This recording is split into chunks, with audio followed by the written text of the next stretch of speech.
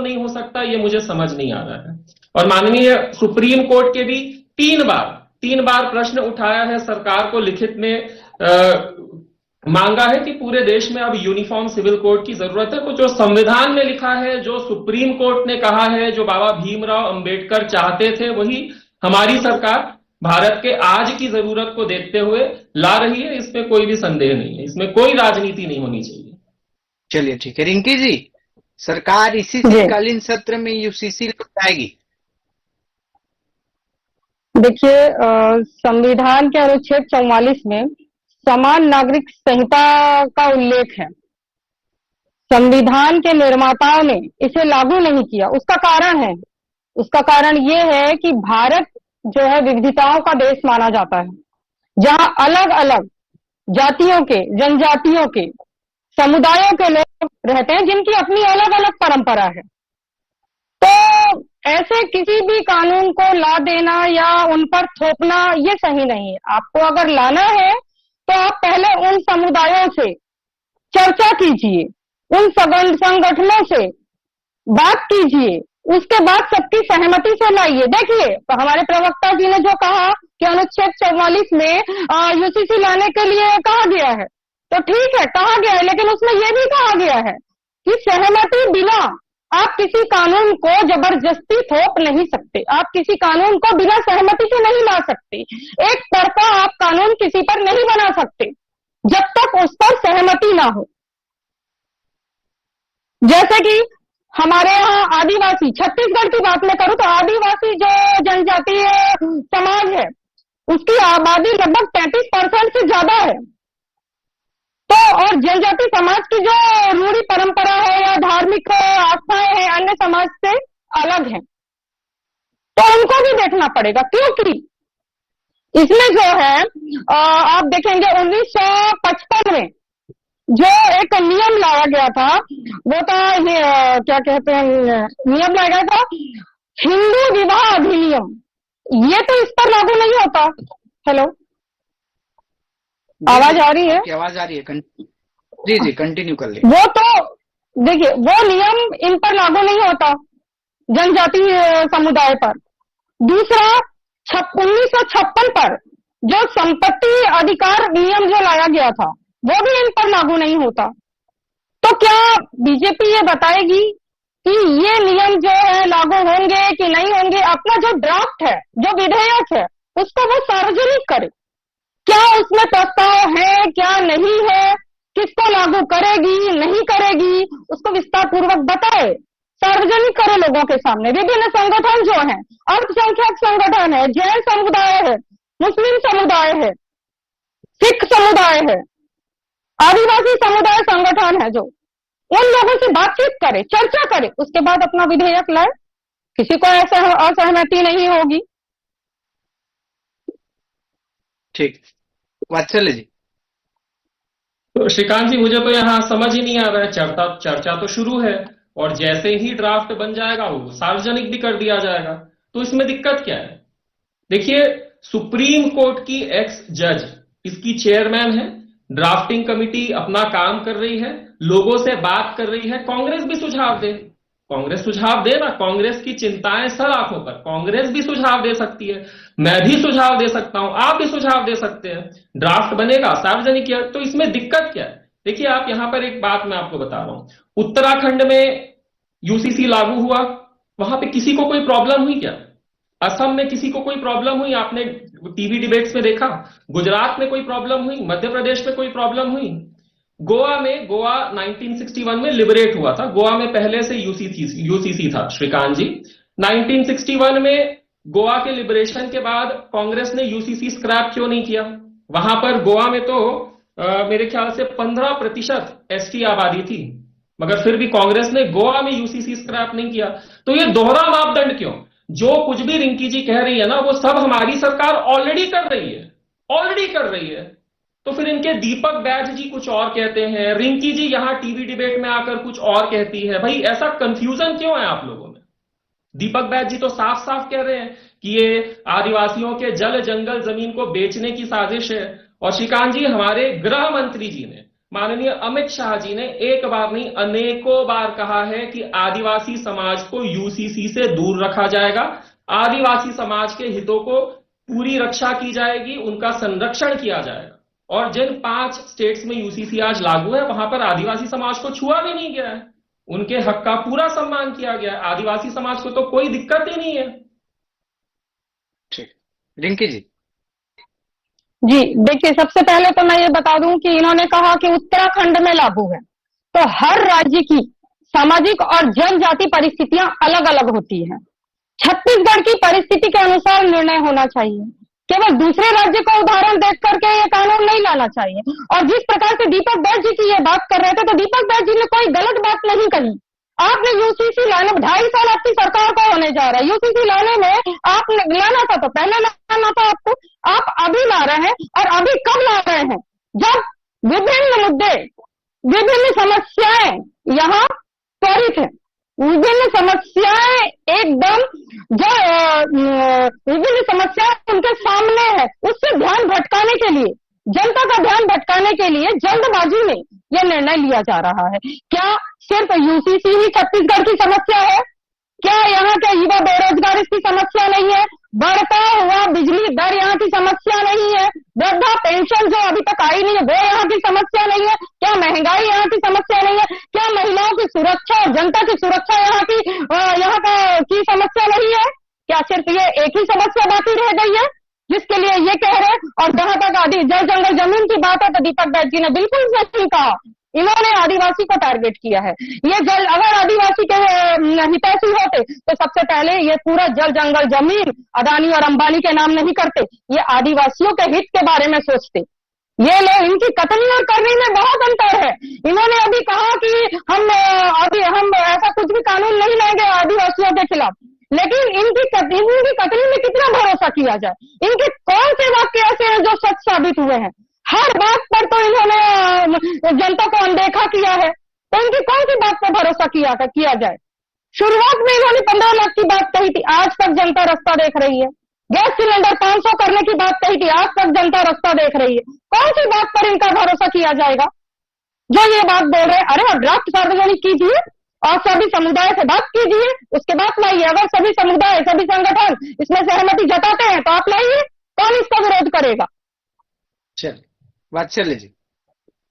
देखिए श्रीकांत जी, रिंकी जी कह रही थी जल जंगल जमीन को बेचने की साजिश, अंबानी अदानी, अंबानी अदानी, अंबानी अदानी, इनका टेप रिकॉर्डर वहीं पर चलता रहता है। कृपया करके श्रीकांत जी रिंकी जी से पूछिएगा कि पूरे सरगुजा संभाग में और पूरे बस्तर संभाग में आज तक कितने अंबानी और कितने अदानी आ गए हैं? हम हर परिवार को 2 गाय बांट रहे हैं ताकि सहकारिता मॉडल पर पूरे बस्तर संभाग का डेवलपमेंट किया जाए। वहां पर कुछ भी ऐसी नई खदानें नहीं आएंगी, ना आई है ना आएंगी। अगर आई हैं तो आप बताइए ना, कितने अदानी और कितने अंबानी वहां पर आ गए हैं, आप बताइए। तो जंगल क्यों काटे जा रहे हैं? जंगल क्यों काटे जा रहे हैं? जंगल क्यों काटे जा रहे हैं? जंगल क्यों काटे जा रहे हैं? किसके लिए काटे जा रहे हैं? कोई जंगल नहीं कट रहा है। जो जंगल आप अच्छा, ऑर्डर किया, पूरी जनता देख रही है, सरकार आपकी है, आप किसी और पर आरोप लगा करके अपनी जिम्मेदारी से नहीं बच सकते।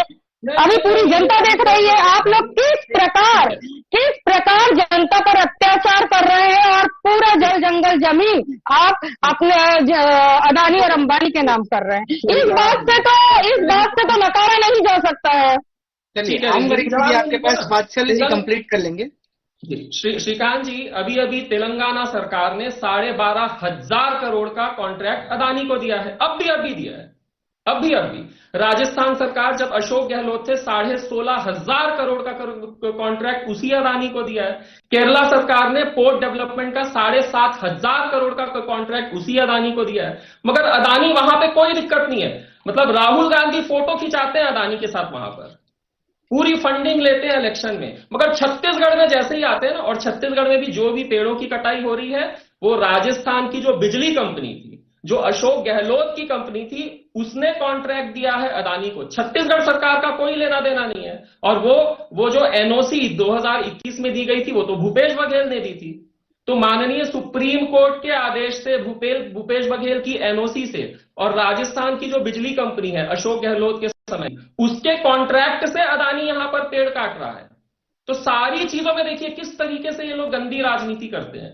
अदानी गंदी राजनीति आप लोग करते हैं, मगर गंदी राजनीति आप लोग करते हैं, गंदी राजनीति आप लोग करते हैं। चलिए बोलिए, ठीक है। देखिए गंदी राजनीति बीजेपी वाले करते हैं। दोहरी मानसिकता बीजेपी वालों की है। बीजेपी दोहरी मानसिकता के साथ कार्य करती है। रिंकी जी आऊंगा आपके पास। मनीष सर हमारे साथ जुड़ गए हैं फोन से। मनीष सर, छत्तीसगढ़ में भी यूसीसी जो है वो लागू होगी। आज मुख्यमंत्री ने साफ कर दिया है कि इसी शीतकालीन सत्र में विधानसभा में यूसीसी पेश किया जाएगा। देखिए यदु जी, यूसीसी को लेकर के पहले से भारतीय जनता पार्टी का केंद्रीय नेतृत्व भी और प्रदेश नेतृत्व दोनों इस बात को लगातार कह रहे थे और भाजपा के घोषणा पत्र में भी वो बात थी कि हम यूसीसी लागू करेंगे और उसके लिए उन्होंने कमेटी का भी गठन कर दिया था। अब वो कमेटी जो है अपना काम कर रही है। उसकी रिपोर्ट आने के बाद मुझे लगता है कि वो चीजें सदन में पेश होगी, जैसा कि मुख्यमंत्री जी ने कहा है। तो जैसे ही मुझे लगता है कमेटी रिपोर्ट देगी, कमेटी की रिपोर्ट के आधार पर जो है यूसीसी छत्तीसगढ़ में लागू हो सकता है। ठीक, मनीष सर एक चीज और, क्योंकि आपको और भी चर्चा में जाना है इसलिए एक सवाल और कंटिन्यू कर लेता हूँ। छत्तीसगढ़ में अब यूसीसी भी राजनीति का मुद्दा बनते जा रहे हैं। यूसीसी तो पहले से ही राजनीति का मुद्दा बना हुआ है। यूनिफॉर्म सिविल कोड को लेकर के कांग्रेस लगातार विरोध करती रही है और इस बात को कहती रही है कि यूनिफॉर्म सिविल कोड लागू होने से जो है लोगों को नुकसान होगा। मगर भारतीय जनता पार्टी इस बात को करने के लिए, मुझे लगता है भाजपा के जो मुख्य 4 एजेंडे थे उसमें एक यूसीसी भी था। जो यूनिफॉर्म सिविल कोड जो है, समान नागरिक संहिता, ये भी भारतीय जनता पार्टी के एजेंडे में था। जैसे कि राम मंदिर था, धारा 370 था, वैसे ही यूसीसी भी था। तो मुझे लगता है कि यूसीसी को लेकर के जो राजनीति हो रही है वो कोई नई बात नहीं है, पहले से जो है ये चल रहा है। और अभी मुझे लगता है कि यदि छत्तीसगढ़ के अलावा और भी राज्यों में लागू किया जा चुका है, तो जिन राज्यों में लागू हो गया है वहां से अध्ययन करके और यहाँ पे स्थानीय जो स्तर है उनको देखते हुए क्या यहाँ पे लागू होगा, कैसे लागू होगा, किन किन चीजों का प्रावधान होगा, वो सारी चीजें होने के बाद, रिपोर्ट आने के बाद ही समझ में आएगा कि क्या स्थितियां बनती है और क्या क्या चीजें यहाँ पर छत्तीसगढ़ में लागू की जाती है। चलिए ठीक, बहुत बहुत धन्यवाद मनीष सर आपका हमारे साथ जुड़ने के लिए। ठीक है रिंकी जी। ठीक है, धन्यवाद। चलिए रिंकी जी कंटिन्यू कर लेंगे। जी, मेरा ये कहना है कि देखिए, अगर इनको ये कानून लाना है तो सार्वजनिक करें, जनता के समक्ष उस बात को रखे कि उसमें क्या लागू हो रहा है, क्या प्रावधान लागू किया जा रहा है और क्या नहीं किया जा रहा है, जिससे कि जो छत्तीसगढ़ की आदिवासी जनजातीय समुदाय है उनको अगर कोई शंका है तो वो शंका हटे। उसके बाद और भी जो यहाँ पे समुदाय के लोग हैं उनसे विधि पूर्वक बात करें, चर्चा करें। क्योंकि देखिए, जबरदस्ती किसी पर कोई कानून थोप टकराव की स्थिति उत्पन्न करता है। आप अगर बातचीत करके सबकी सहमति से किसी कानून को लेकर के आते हैं तो उसमें सबकी सहमति रहेगी, किसी प्रकार का कोई टकराव की स्थिति उत्पन्न नहीं होगी। तो कहाँ से गलत है? हम तो सिर्फ यही कह रहे हैं कि आप सभी समुदायों से बात कीजिए, चर्चा कीजिए, विधेयक को आप सबके सामने रखिए, उसके बाद बात कीजिए। और दूसरी बात मैं ये कहूंगी, क्या यूसीसी लाने से क्या बेरोजगारी खत्म हो जाएगी? क्या यहाँ छत्तीसगढ़ की जो अभी ज्वलंत जो मुद्दे हैं वो समाप्त हो जाएंगे? आखिर सरकार इन मुद्दों पर, जो मेन मुद्दे हैं उन पर ध्यान क्यों नहीं दे रही है? जब भी कांग्रेस जनता की आवाज उठाती है, मेन मुद्दों को रखती है इनके सामने, तो ये इसी प्रकार का कोई भी नियम कानून ला करके ध्यान भटकाने की कोशिश करते हैं। तो ऐसा कब तक चलेगा? क्योंकि सरकार को 2.5 साल हो चुके हैं, अभी भी अगर ये इतनी बड़ी बड़ी समस्याएं प्रदेश में बनी हुई हैं तो आगे ये क्या करेंगे? केवल यूसीसी से क्या सारी समस्या समाप्त हो जाएगी यूसीसी लाने से? मैं प्रवक्ता महोदय से पूछना चाहती हूँ, क्या यूसीसी लाने से प्रदेश के जो गंभीर मुद्दे हैं वो समाप्त हो जाएंगे? चलिए ठीक है, वात्सल्य जी तो आश्वस्त कर दीजिए रिंकी जी को। देखिए श्रीकांत जी, आज न केवल इन्हें ये कह रही थी ना, इन्हें आदिवासियों की चिंता है। आज आप छत्तीसगढ़ की बात करें या पूरे देश के आदिवासी समाज की बात करें, आज आदिवासी बहुसंख्यक समाज भारतीय जनता पार्टी के साथ है। उसका एक कारण है, बहुत बड़ा कारण है। जब देश आजाद हुआ तो उसके बाद आदिवासियों को कहीं ना कहीं कांग्रेस की सरकार ने लावारिसों की तरह छोड़ दिया था। आपने देखा होगा पूरा north east belt totally neglected था। 50% से ज्यादा छत्तीसगढ़ में नक्सलवाद की समस्या एक कैंसर की तरह छा गई थी। 1999 में मैं आपको बताऊं, पहली बार आजाद भारत में तो आपको आदिवासी संगठनों से बात करने में क्या दिक्कत हो रही है? ट्राइबल अफेयर्स आपको आदिवासी जनजाति संगठनों से बात करने में क्या प्रॉब्लम हो रही है? 2004 में कंप्लीट कर लीजिए। शेड्यूल ट्राइब कमीशन की स्थापना पहली बार अटल जी ने 2004 में की थी। माननीय नरेंद्र मोदी जी ने चाहे बिरसा मुंडा जी की जयंती हो या किताबों में, संग्रहालयों में, म्यूजियम में ट्राइबल समाज की वीर गाथाओं को छापने की बात हो, ये सारी चीजें हमारी सरकार ने की थी। कांग्रेस ने तो इन्हें लावारिस छोड़ दिया था। और आज देख लीजिए इनका वही आदिवासी समाज ने क्या हाल किया है। आज ये उन्हीं पर राजनीति कर रहे हैं। माननीय गृह मंत्री जी ने एक बार नहीं अनेकों बार कहा है, और आपके माध्यम से श्रीकांत जी मैं पूरे आदिवासी समाज को, पूरे एसटी समाज को एक बार फिर आश्वस्त करना चाहता हूं, आपके अधिकारों को यूसीसी में छुआ भी नहीं जाएगा। ये मैं नहीं कह रहा हूं, ये हमारे गृह मंत्री और एक बार नहीं अनेकों बार कह चुके हैं। और जो 5 प्रदेशों में यूसीसी का बना है, आप वहां पर पढ़ लीजिए ना उसका ड्राफ्ट। और बार बार ये रिंकी जी एक्चुअली अपडेटेड नहीं है। जब ड्राफ्ट बनेगा तो वो सार्वजनिक कर दिया जाएगा। अब वो आज सार्वजनिक तो करने बोल रही है। आपको इतनी जल्दबाजी, आपको इतनी जल्दबाजी क्यों है? आपको इतनी जल्दबाजी क्यों है? उनको पढ़कर आ जाती है। भाई सुप्रीम कोर्ट की जस्टिस जो है वो चेयरमैन है, जस्टिस देसाई। जब ड्राफ्ट का निर्माण होगा, मैं बार बार कह रहा हूं, अभी सबसे बातचीत चल रही है। रिंकी जी बार बार कह रही है सबसे बातचीत। किससे बातचीत चल रही है? किससे बातचीत कर रही है? कौन से संगठन ने आपको लिखित रूप में दिया है? भाई कांग्रेस पार्टी चले जाए, मिल लीजिए रंजना देसाई जी से। अभी वही काम चल रहा है जो रिंकी जी, मगर ये अपडेटेड ही नहीं है ना, बगैर पढ़ाई कर रही आ गई है। ड्राफ्ट अभी दे दो, ड्राफ्ट अभी दे दो, ऐसा नहीं होता रिंकी जी।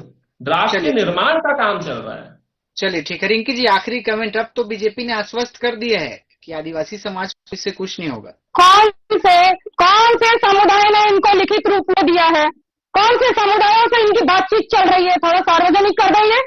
कौन से समुदाय से बातचीत कर रहे हैं? कौन? Keep silence. अभी आपके टाइम पे मैंने नहीं कहा है चुप रहिए, आप चुप रहिए, आपने बहुत बोला है। आपका कौन से समुदाय ने आपको लिखित रूप में दिया है? कौन से समुदाय ने आपको लिख करके दिया है? किस समुदाय से आपकी बातचीत हुई है? कल आपने क्या कहा था डिबेट में? बीच में नहीं बोलना चाहिए। आपने कहा था बीच में नहीं बोलना चाहिए। Let us complete. ओके ठीक है, चलिए वात्सल्य जी, फिर मुझे बोलना पड़ेगा इनको। प्लीज शांत करवाइए। देखिए मैं ये कह रही हूँ, आप शांत रहेंगे? सुनना चाहते हैं कि नहीं सुनना चाहते हैं? चलिए ठीक है, बोलिए ना, शांति से। मैं ये कहना चाह रही हूँ, क्या ये इनकी बातचीत कौन से समुदाय से चल रही है? कौन से समुदाय और कौन से संगठन ने इनको लिखित रूप में दिया है कि हाँ आप इस संविधान को, इस कानून को ला सकते हैं? दूसरी बात मैं ये कहूंगी कि ये जो कह रहे हैं कि जो नियम लाया गया था 1955 में और 1956 में, क्या वो जनजातीय समुदाय के लिए नहीं लाया जाएगा? इस बात को ये लिखित रूप में दे सकते हैं? अगर लिखित रूप में दे सकते हैं और उन संगठन से लिखित रूप में इन्हें अगर मिला है तो हमें कोई आपत्ति नहीं है, क्योंकि हम यही चाहते हैं कि आप अगर किसी कानून को ला रहे हैं तो सारे जो अल्पसंख्यक समुदाय है, जो संगठन है, उन आप बातचीत कीजिए, चर्चा कीजिए, उसके बाद लेकर के आइए। चलिए ठीक है, आखिरी कमेंट ले लेते हैं वात्सल्य जी।